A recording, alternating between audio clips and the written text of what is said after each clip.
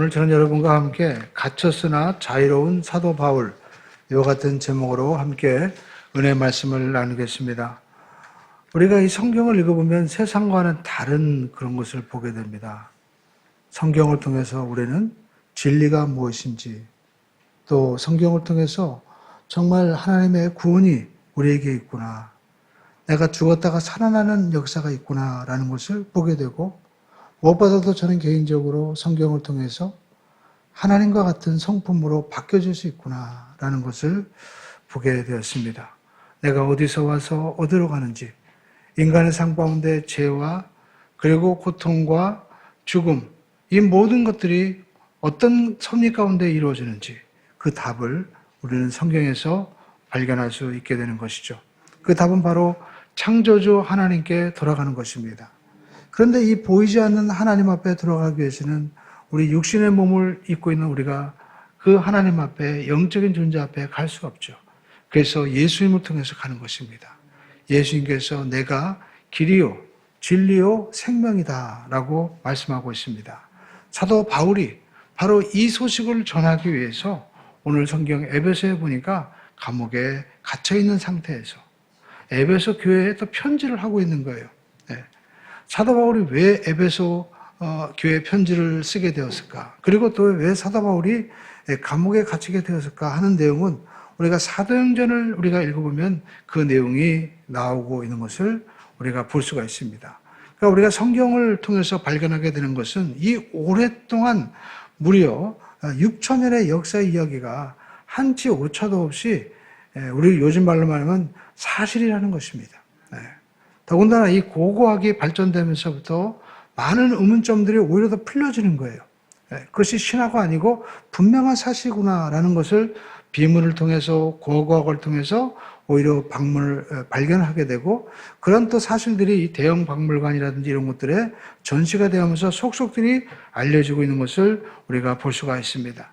사도행전 우리가 21장 28절로 29절에 보니까 이와 같은 말씀이 있습니다. 유대인들이 외치는 겁니다. 이스라엘 사람들아, 도우라. 이 사람은 각지에서 우리 백성과 그리고 율법과 이곳을 비방하여 모든 사람을 가르치는 자인데, 그러니까 성전을 비방했다는 겁니다. 또 헬라인을 데리고 성전에 들어가서 이 거룩한 곳을 더럽혔다 하니 이는 그들이 전에 에베소 사람 드로비모가 바울과 함께 시내에 있음을 보고 바울이 그를 성전으로 데리고 간 줄로 생각하미르라. 그러니까 시내에 있었는데 그가 성전으로 이방인을 데리고 갔다고 생각해서 그를 시기하던 유대인들을 그를 책잡아서 지금 성전 모독죄로 고소를 한 겁니다. 유대인들은 그를 죽이려고 할 수 있는 저런 교회였지만 사도 바울은 바로 로마인이었습니다. 그것이 바로 섭리죠. 정말 에스더에 나와 있는 것처럼 이때를 위함인지 어찌 알겠습니까? 라는 것처럼 자기가 가지고 있던 그 로마 시민권이 이때 위대하게 쓰임받게 되는 거예요. 그래서 로마 시민권자는 황제에게 재판을 받게 됩니다. 그래서 총독 보호 아래 천부장과 그리고 뭡니까 기병들까지 동원해서 로마로 압송되는 이야기가 사도행전 후반전에 나오게 되죠. 그러면서 로마에 가서 가택연금을 당하지만 우리가 로마서 28장을 보면 오히려 많은 사람들이 그에게 와서 복음을 듣고 그리고 또 사도 바울의 전한 말씀을 그들이 받아들이고 또 그 중에는 받아들이지 않는 사람도 있다고 성경은 말씀을 하고 있는 것입니다.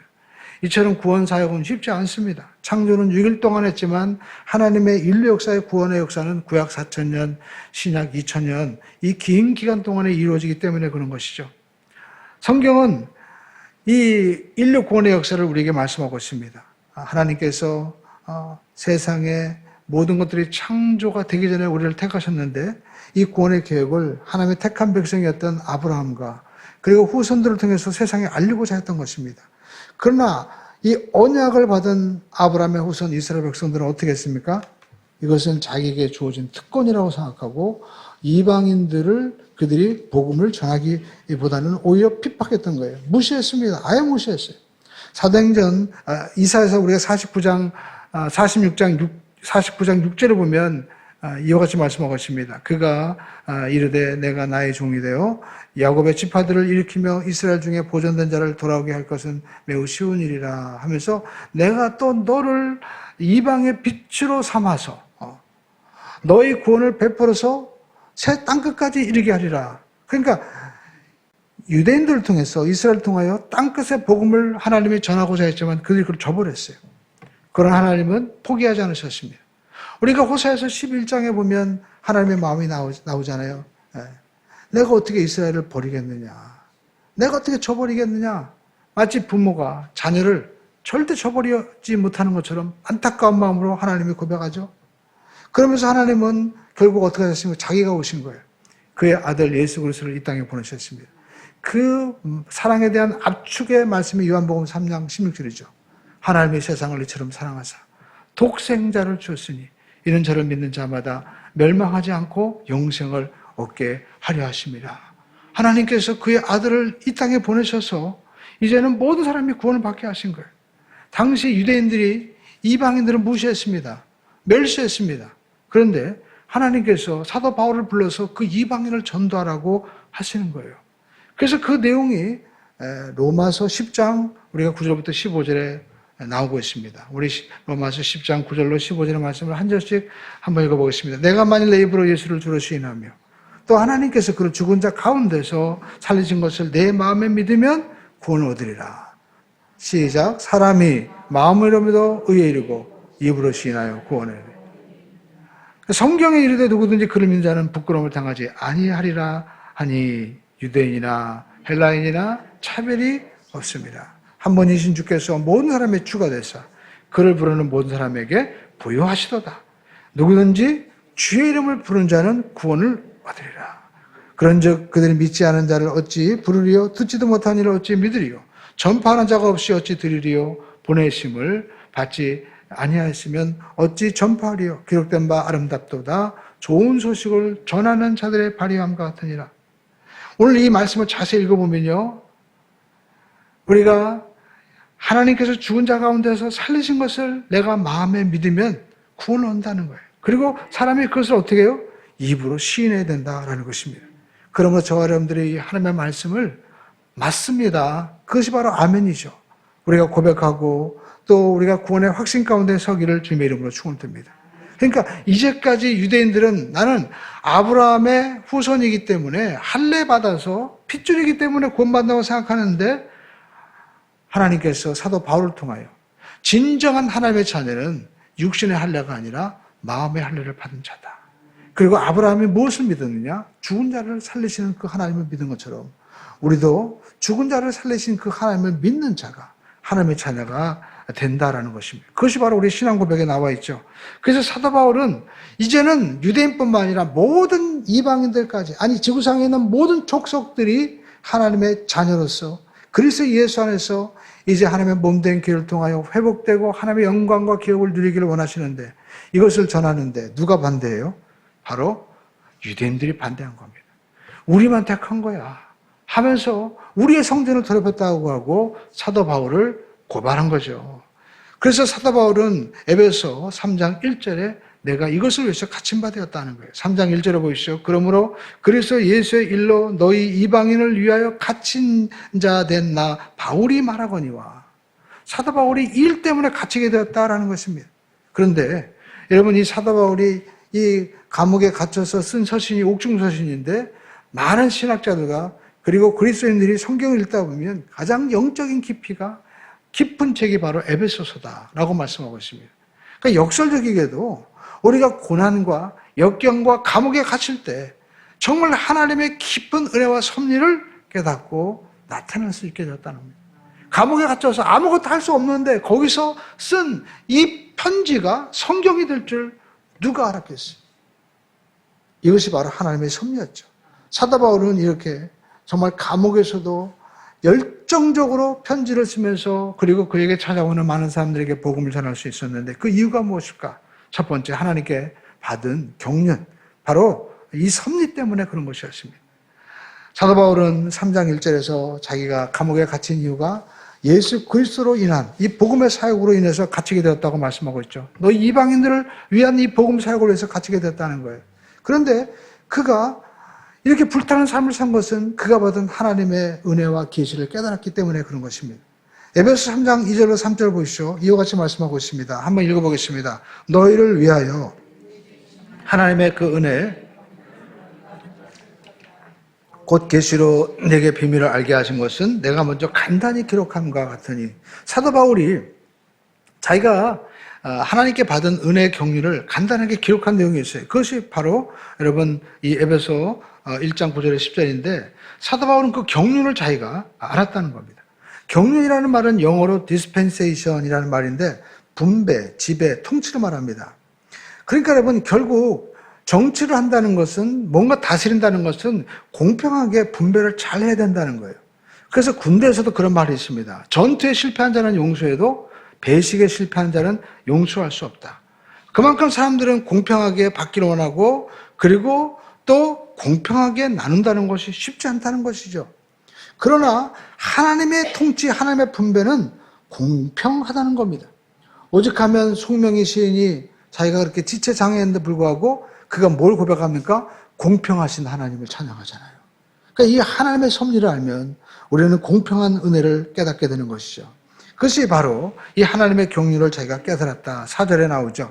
에베소 여러분, 우리가 그 깨달은 경륜이 무엇인지, 간단하게 기록한 것이 무엇인지 에베소 1장 9절에서 10절의 말씀을 함께 읽어보겠습니다.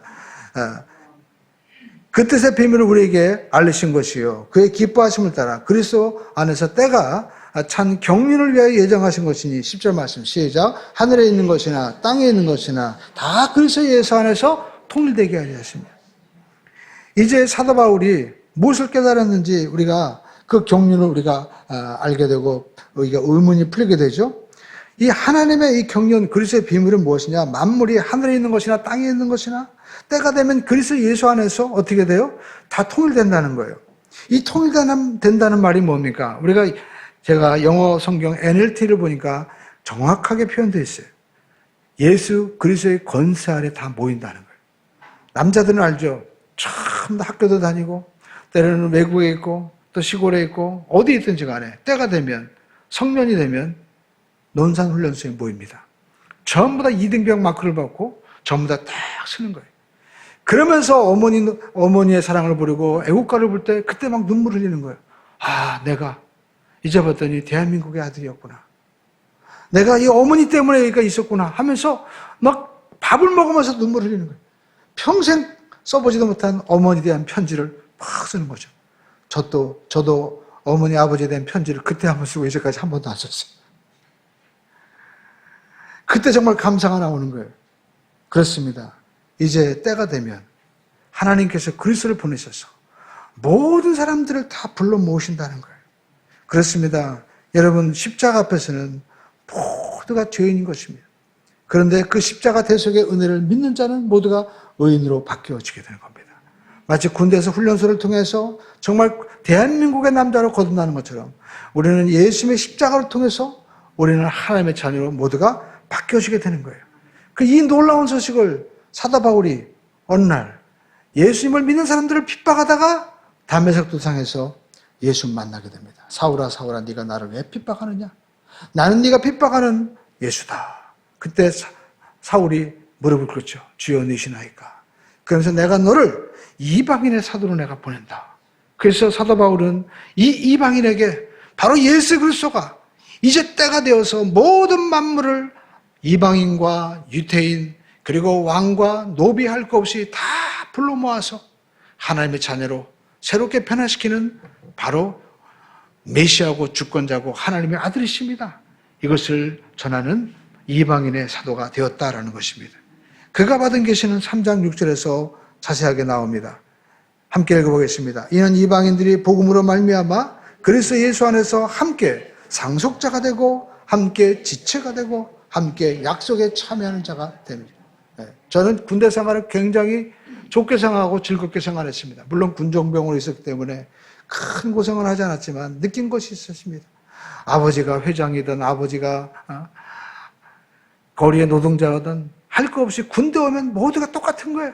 같이 밥 먹고 같이 둥글고 그리고 같이 울고 웃으면서 하나가 되는 그런 공동체. 정말 놀랍죠. 그런데 여러분, 예수 안에 있으면 이보다 더 큰 은혜가 있는 거예요. 영원한 하나님의 은혜를 누리게 된다는 것입니다. 이제 유대인과 이방인의 차별이 없어지는 것입니다. 그래서 복음 안에서는, 예수 안에서는 부자나 가난자나 차별이 없는 거예요. 모든 것이 그리스도 예수 안에 있는 이 사랑과 십자가로 다 풀려지게 되었다라는 것입니다. 예수님께서 모든 율법을 이루었기 때문에 이제는 새로운 그리스도의 사랑으로 모든 벽이 허물어지고 하나님의 구원의 약속에 모두가 참여할 뿐만 아니라 함께 지체가 된다는 것이 무엇입니까? 우리는 가족이라는 거예요. 하나님의 가족, 권속이라는 말이 하나님의 패밀리라는 말입니다. 그러니까 우리가 옆에 분에게도 항상 여러분 인사해야 돼요. 우리가 남이가. 우리는 그리스도 예수 안에서 모두가 하나님의 자녀가 되었다라는 것입니다. 그리고 사도 바울은 이 놀라운 소식을 전하기 위해서 부름받고 결국 이 복음을 전하다가 감옥에 갇히게 된 거예요. 누구나 예수 믿고 하나님의 자녀가 되고 예수님이 우리의 목자가 되고 우리가 양이 되어서 인도하시고 그리고 보호하시고 그리고 우리의 모든 삶의 필요를 채워주시는 그 은혜가 얼마나 놀랍습니까? 이것을 사도 바울이 전하는 거예요. 근데 이것 때문에 두 번째 사도 바울은 갇힌 바 되었다라는 것입니다. 사도 바울이 갇혀 있었기 때문에 오히려 이 감옥 속에서 서신을 쓰고 이 서신이 하나님의 거룩한 비밀을 전하는 성경이 될 수 있던 것은 정말 신비한 일이죠. 10절에 사도 바울은 이와 같이 말씀하고 있습니다. 읽어보겠습니다. 이제 교회로 말미암아 하늘에 있는 통치자들과 권세들에게 하나님의 각종 지혜를 알게 하려 하심이니라고 말씀하고 있습니다. 이제는 구약의 선지자들이나 그리고 다른 세대들에게 하신 것이 아니라 교회를 통해서 하나님이 말씀하신다는 거예요. 여러분, 교회는 무엇입니까? 하나님의 자녀들의 모임입니다. 그러면 구약에도 하나님의 자녀들의 모임이 있었잖아요. 그런데 신약 교회와 구약의 교회가 다른 점이 있습니다. 하나님의 백성이라는 것은 동일하지만 신약의 교회는 예수를 믿는 유대인, 이방인, 차별이 없이 이제 그리스도의 예수 안에서 새롭게 형성된 그러한 공동체다. 하나님의 자녀라는 거예요. 유대인이나 헬라인이나 할 것 없이 그 어떤 자도 하나님 앞에서는 모두가 죄인이고 예수 앞에서는 죄인입니다. 그 십자가로 말미암아 새롭게 우리가 변화되지 않으면 하나님의 자녀가 될 수 없는 거예요. 그래서 사도 바울은 우리가 로마서를 보면 이 그리스도의 복음을 위해서 내가 택정함을 받았고 그리고 이 복음에는 능력이 있다고 말씀합니다. 이 복음은 바로 누구냐? 육신의 혈통으로는 다윗의 자손에서 나셨고 성결의 영으로는 죽은 자 가운데서 부활하신 예수 그리스도, 바로 그 예수가 복음이다라고 말씀합니다. 그리고 로마서 1장 우리가 10절로 18절에 보니까 복음에는 하나님의 의가 나타나서 여러분 우리에게 구원을 주시는 능력이 되는데 이방인이나 헬라인이나 차별이 없다는 거예요. 근데 여러분 이 복음은 무엇을 믿는 것이냐? 바로 예수를 믿는 것인데 구체적으로 예수님이 죽었다가 살아나는 것을 믿는 겁니다. 그래서 창세기 15장에 예를 들어서 사도 바울은 로마서 전반부에 유대인에게 얘기하는 거예요. 너희들이 할례를 받아서 의롭다고 하고 하나님의 자녀라고 하는데 그가 믿은 그 하나님이 뭐냐? 창세기 15장에 보면 아브라함이 나이가 먹어서 나는 자녀가 나올 수 없다고 하는데 하나님이 나타나셔서 하늘의 별과 땅의 모래를 보여주면서 이처럼 너희 후손이 많아질 것이다 하고 얘기했습니다. 그때 아브라함은 그것을 믿었어요. 그래서 히브리서는 말씀하고 있습니다. 그가 믿은 바 하나님은 죽은 자를 살리고 없는 것을 있는 것 같이 부르시는 이인이라. 그 하나님을 그렇게 죽은 자 가운데서, 아니 없는 것 가운데도 무에서 유를 창조하시는 전능자로 믿었다는 거예요. 그런데 여러분 바로 신약의 교회가 이와 같은 고백을 똑같이 고백하는 거예요. 여러분 우리가 사도신경 늘 고백하죠. 근데 여러분 사도신경을 천천히 여러분 묵상해 보십시오. 전능하사 천지를 만드신 그 하나님 아버지를 내가 믿사오며 그 외아들 우리 주 예수 그리스도를 믿사오니 이는 성령으로 잉태하사 동정녀 마리아에게 낳으시고 무엇입니까? 없는 것을 있게 만드신 전능하신 하나님, 그리고 남자를 통하지 않고 동정녀 여인의 후손으로 예수님이 오셨다는 것을 고백하잖아요.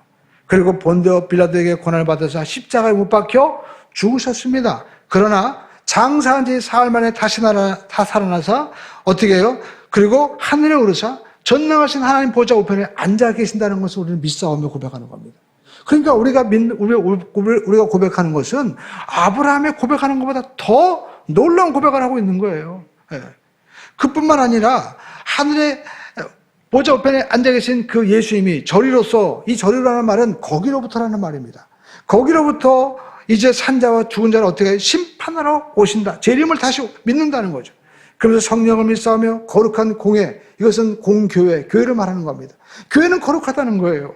그리고 성도가 서로 교통하는 것과 그리고 죄를 사해 주시는 것과 몸이 다시 사는 것과 영원히 사는 것을 믿사옵니다. 이것은 아브라함이 고백한 것보다 더 놀라운 고백을 우리가 하고 있는 거예요. 그러니까 하나님이 이 신약에 이 하나님에 대한 없는 것을 있게 하시고 죽은 자를 살리시고 더군다나 예수 그리스도를 통해서 다시 오심을 믿는 이 하나님의 몸된 교회를 하나님이 사랑하시겠습니까? 얼마나 사랑하시겠습니까?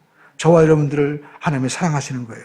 이 고백을 하는 모임이 바로 신약 교회다라는 것입니다. 그러니까 여러분, 교회만이 이 땅에 지금 공중권세 잡은 이 마귀의 권세를 묻힐 수 있는 것입니다. 교회가 회복돼야만이 여러분 이 땅에 소망이 있는 거예요. 제가 얼마 전에 그 유튜브를 보니까 이 LA, 우리 교회도 목사님이 오셨잖아요. 그 LA가 지금 굉장히 다운타운가 가요.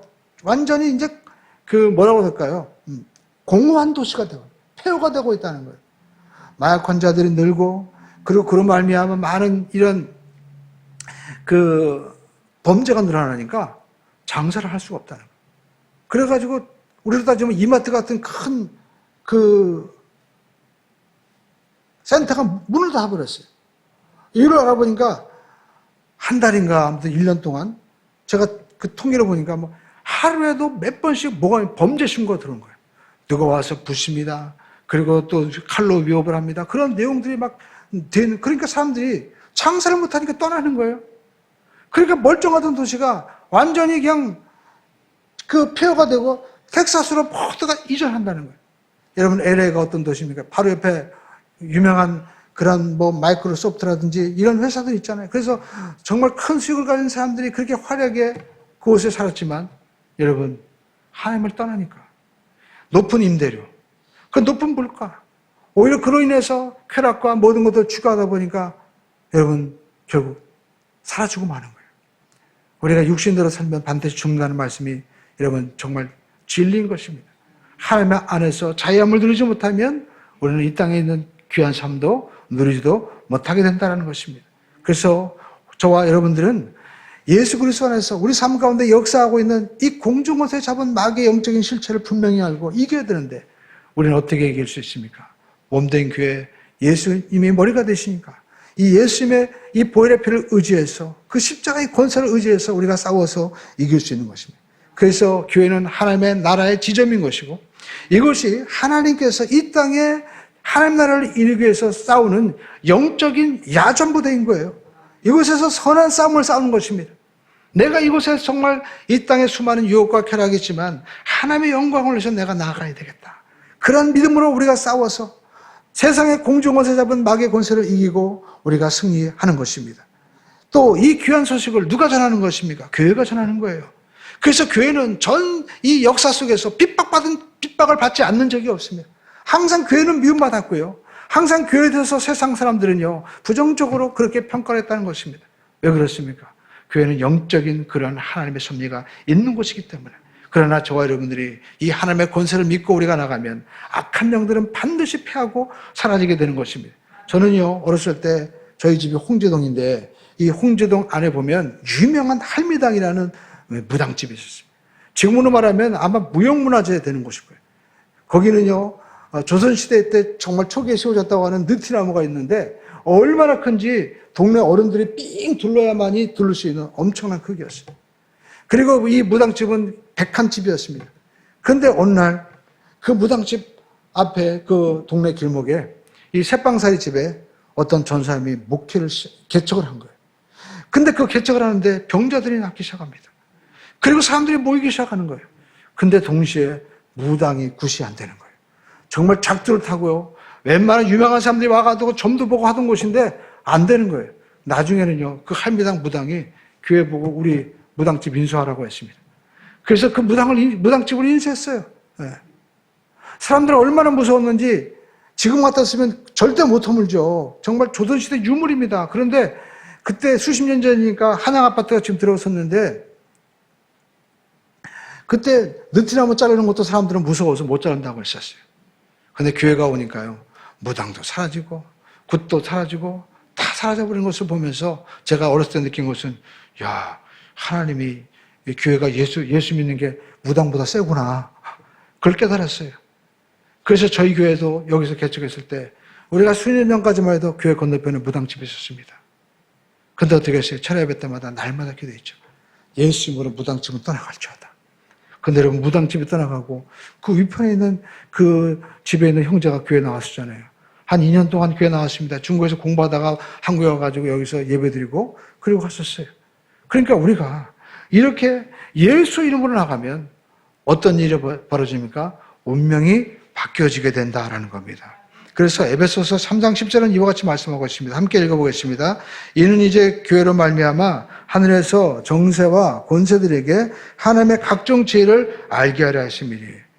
그러니까 이 정사, 하늘에 있는 정사, 천사들도 예수님의 이 교회를 통한 놀라운 비밀을 몰랐던 거예요.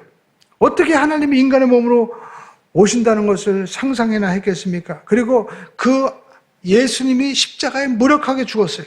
근데 3일 만에 다시 살아난다? 천사들도 몰랐던 것이죠. 그리고 여러분, 그 예수 그리스도께서 몸된 교회를 통해서 이제 구원의 역사를 이룬다는 것도 천사들도 몰랐던 사실인 것입니다. 그런데 신약의 교회를 통해서 이 모든 사실들이 나타나게 되는 거예요. 그래서 천사들은 구원의 은혜와 구속의 은혜를 체험하지 못하지만 예수 그리스도를 믿는 자들은 이 구원의 은혜와 구속의 은혜를 정말 이 홍제동에 있는 축복교회에 있는 목사님처럼 또 저처럼 체험하기 때문에 이것을 전할 수 있게 되는 것이죠. 그래서 이제는 유대인이나 남녀노소 빈부귀천 할 거 없이 수많은 사람들이 예수를 믿음으로 말미암아 자기 속에 뭐가 있어요? 간증이 있는 것입니다. 이 간증은 천사들도 부러워하는 거예요. 야, 하나님을 믿고 예수님을 믿으니까 저런 놀라운 다채로운 은혜 역사가 펼쳐지는 곳이에요. 그래서 우리가 찬송에 나오죠. 천사도 흠모하겠네. 이런 찬양이 나오는 것이고, 이 소식을 누가 전하는 겁니까? 우리 교회 성도들이 땅끝까지 전하는 공동체. 이것이 바로 교회인 것이죠. 그래서 사도 바울은 세 번째, 주를 위해 갇힌 것이 영광이 된다는 것입니다. 13절 읽어보겠습니다. 그러므로 너희에게 구하노니 너희를 향한 나의 여러 환난에 대하여 낙심하지 말라. 낙심하지 말라는 거예요. 감옥에 갇힌 거에 대해서 너희들 낙심하지 말라는 거예요. 여러분, 사도 바울이 감옥에 갇혔는데요, 정말 은혜가 임한 거예요. 왜냐하면 성경을 읽어보니까 사도 바울이 감옥에 갇혔을 때 오히려 찾아와요. 누가 찾아오면 총독 베일리스가 찾아옵니다. 그가 와서 예수님에 대한 소식을 듣고자 했고, 그리고 성경에 보니까 의와 절차와 장차 올 심판에 대해서 말씀하는 거예요. 여러분, 우리가 주권자가 되면 의롭지 않습니다. 자기는 의롭다고 하지만 속이는 의인 거예요. 그래서 절제하지 못합니다. 우리가 의외로 권세를 잡은 자, 그리고 많은 물질을 가진 사람들이 절제하지 못한 삶을 사는 것을 보게 됩니다. 그리고 자기는 사람들을 비판하고 심판하는 위치에 있지만, 여러분, 진짜 심판은 영원하신 심판이 기다린다는 거예요. 그래서 사도 바울이 그들에게 오히려 총독에게 전하는 거예요. 어디서? 감옥에 갇혔기 때문에 그들이 오히려 만나러 오는 겁니다. 그뿐만 아닙니다. 성경에 보니까 이 아그리빠 왕이 나오죠. 이 헤로드 왕이 그 할아버지가 누굽니까? 바로 예수님이 태어났을 때 모든 사람을 죽인 사람이고, 그의 또 아들은 헤롯 그 왕은 세례 요한을 목베어 죽인 자입니다. 근데 손자도 아버지가 어느 날 갑자기 충에 맞아 죽으니까 마음가운데 두려움이 있었겠죠. 사도 바울을 찾아온 거예요. 그 예수님에 대해서, 그리스도에 대해서 오히려 물어보는 겁니다. 그러니까 여러분, 우리가 알 수 있는 것은 사도 바울이 그 사람 만나러 가기 위해서 만약에 만나자고 하면 만나주겠어요? 근데 오히려 사도 바울이 감옥에 갇혀서 연금되니까 오히려 찾아오고, 그리고 재판하는 과정에서 오히려 그들이 찾아와서 물어보는 겁니다. 그뿐만 아닙니다. 성경에 보면 사도 바울을 죽이려고 했던 사람들이 있습니다. 유대인들이 이제 40명이요. 먹지도 마시지도 아니하며 사도 바울을 죽이기까지는 우리는 절대 포기하지 않겠다. 근데 누가 보호합니까? 기병이 보호합니다. 지금으로 하면 장갑차가 온 거예요. 보병들이 와서 보호해줍니다. 그러니까 절대 못 건드리는 거예요. 그리고 사도 바울은 복음을 전하면서 40의 감한매를 여러 번 맞았습니다. 그러니까 여러분, 사도 바울이요, 그렇게 감옥에 가택에 연금되었지만 그는 쉴 수 있었던 거예요. 여기서 우리가 알 수 있는 것은 인생을 살면서 너무 서두르지 말라는 거예요. 때로는 사업이 안 풀리고, 우리가 또 시험에 떨어질 때가 있고, 또 때로는 우리가 가정에서도 우리가 하던 일이, 또 내가 추구하던 일들이 안 될 수도 있습니다. 그러나 그때 우리가 그것을 오히려 이 하나님께서 나에게 하나님의 은혜를 정말 새롭게 누리려고 하는 때인가 보다, 그렇게 생각하고 우리가 기도하고 나가면 여러분 새로운 것을 우리가 누릴 수 있다는 것입니다. 여러분 우리가 저기 판교에 가면 김양재 목사님 우리 교회에 있습니다. 그분이 간증할 때 그런 얘기 하더라고요. 자기는 서울대학교 피아노 학과를 나온 여자, 아주 예쁘고 그리고 멋있는 여자죠. 그래가지고 자기가 산부인과 의사와 결혼했습니다. 그러니까 남들이 다 부러워했어요. 근데 그 남편은 의처증을 가지고 있었습니다. 의처증 무섭죠. 부인이 어디서 뭘 하는지, 심지어 월급을 갖다 주면 이것 가지고 뭐 하는지 다 체크하는 겁니다. 자기가 주는 사옷 주는 옷만 입어야 돼요. 뭔가 다른 게 있으면 혹시 뭔가 생겨서 저러는 거 아닌가. 완전히 지옥 생활이었습니다. 그러면서 정말 자기가 자살까지 생각했는데 예수를 믿은 거예요. 예수를 믿고 다니까 자기가 뭘 깨달았느냐. 내가 이 사람들 전하라고 하나님 여기 보냈구나. 그래서 거꾸로 이제 자기가 기도하면서 그 받은 바 은혜를 남편에게, 시어머니에게, 그리고 또 여러분 때리는 시어머니보다 말리는 그 시누이가 밉다고 똑같은 여자인데 이해해주지 못하고 그렇게 괴롭히던 시누이들에게도 복음을 전하면서 온 가족이 변화된 거예요. 그러니까 그가 하나님 앞에 정말 몸부림치면서 기도하고 나누는 삶이, 그것이 하나의 메시지가 된 겁니다. 그래가지고 모인 교회가 바로 그 교회예요. 여러분 그러니까 우리가 정말 살아계신 하나님을 믿고 김한기 목사님 또 사도 바울처럼 내가 여기 있는 것이 마치 에스더처럼 하나님이 나를 이 땅, 이 시간 또 내 장소에, 이 장소에 보는 것이 하나님의 섭리가 있다고 우리가 믿고 기도하고 감사하고 나가면 반드시 그 사람을 통해서 우리 삶 가운데 하나님의 영광이 나타나게 되고 오히려 내가 받은 환난에 대해서 낙심하지 말라고 위로할 수 있는 섭리적인 삶이 우리 가운데 펼쳐지게 된다라는 것입니다. 때론 저와 여러분의 삶이 감옥처럼 느껴질 때가 있고 힘들다고 느낄 때가 있을 것입니다. 그러나 우리가 사도 바울과 같이 하나님의 섭리를 다시 한번 묵상하면서 우리가 깨달을 때 우리는 그리스도 예수 안에서 자유함을 느끼고 하나님의 영광을 누릴 수 있는 복된 삶을 살게 될 줄로 믿습니다. 저도 이걸 보면서 사도 바울 보면서 바로 바울의 이야기가 저입니다. 저는 이번 주일날 이제 순복 원당교회 가서 제가 설교를 하게 됩니다. 그 교회는 수천 명이 모이는 교회예요. 저는 그 교회에서 오랫동안 이제 전도사, 그 다음에 교회 행정과장, 그리고 또 부목사, 많은 일들을 했었습니다. 근데 솔직히 그때는요, 일이 너무 많아가지고, 제가 깊이 있게 성경을 볼 시간이 없었어요. 그냥 이 핸드폰이 얼마나 바쁜지 세상에 수십 년 전에 저한테 모토로라 그 핸드폰, 최신형 핸드폰 그걸 사주면서 성전도 건축해야 되고, 그리고 또 여의도에 대한 일도 해야 되고, 재판도 진행해야 되고, 엄청나게 돌아다녔습니다. 한 달에 전화비가 그때 당시에요. 막 50만 원, 60만 원 나왔어요. 이 무전기로 쓰니까. 그래도 다 대줬어요. 근데 제가 개척했을 때 느낀 게 뭐냐면 핸드폰이 울리지 않는 거예요. 아무도 날 찾아주지 않습니다. 그래서 정말 한 1, 2년 동안은요, 어떻게 보면 우울증처럼 그렇게 증세가 오더라고요. 근데 그곳에서 하나님을 다시 바라보게 되고, 그리고 정말 하나님을 향한 정말 진짜 1대1의 만남을 만나다 보니까 성경 말씀을 통해서 다시 한번 복음의 진리를 깨닫고, 그리고 내가 이곳에 온 것이 하나님의 은혜구나 라는 것을 깨닫게 되었습니다. 아니 맨 처음부터 사람들이 좀 있었으면 그런 것도 못 느꼈어요. 근데 아무것도 없으니까 오히려 하나님만 바라보게 되니까 지금 생각하면 더 큰 은혜였습니다. 그리고 아무리 어려워도 하나님이 나와 함께 하시는구나 라는 그 확신을 가지고 있으니까 자유함이 있는 것입니다.